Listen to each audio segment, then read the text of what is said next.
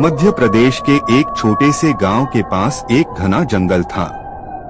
इतना घना कि दिन में भी वहां अंधेरा छाया रहता था। गांव वाले उसे काली घाटी का जंगल कहते थे। कहते हैं वहां कोई भी शाम के बाद गया तो कभी वापस नहीं आया। गांव में एक लड़का था, रवि। रवि बहादुर था और उसे भूत प्रेत जैसी बातों पर विश्वास नहीं था। एक दिन उसने अपने दोस्तों से कहा, ये सब डराने की बातें हैं।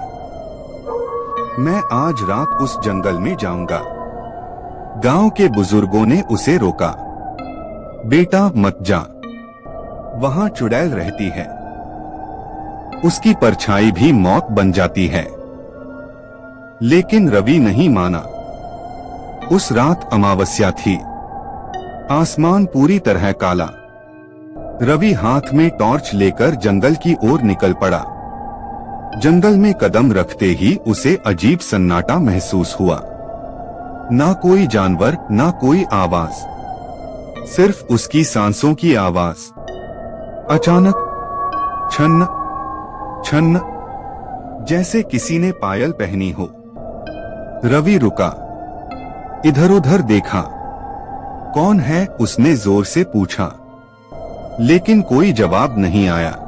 उस घने जंगल में रवि जल्दी जल्दी आगे की ओर बढ़ गया। थोड़ा आगे बढ़ते ही उसे एक पेड़ के नीचे लाल साड़ी में एक औरत दिखी। उसके लंबे बाल जमीन तक लटक रहे थे। रवि ने सोचा कोई गांव की औरत होगी।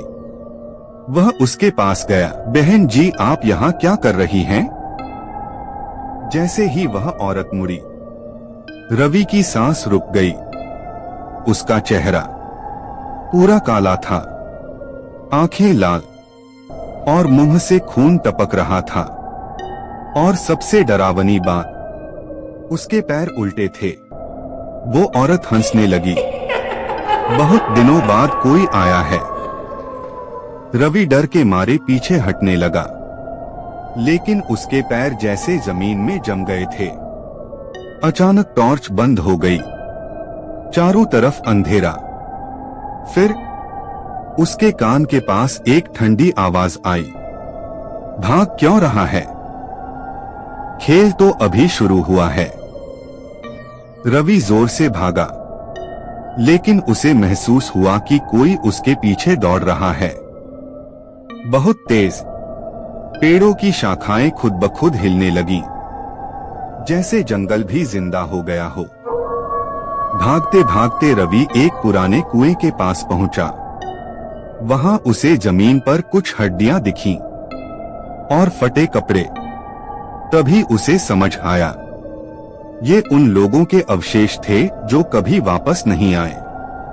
अचानक उस चुड़ैल ने उसे पीछे से पकड़ लिया। उसके लंबे नाखून रवि के कंधे में धंस गए। अब तू भी यहीं रहेगा, उसने डरावनी आवाज में कहा। अगली सुबह गांव वाले रवि को ढूंढने गए।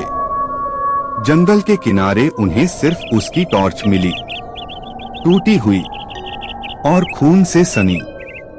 उस दिन के बाद किसी ने भी उस जंगल में जाने की हिम्मत नहीं की।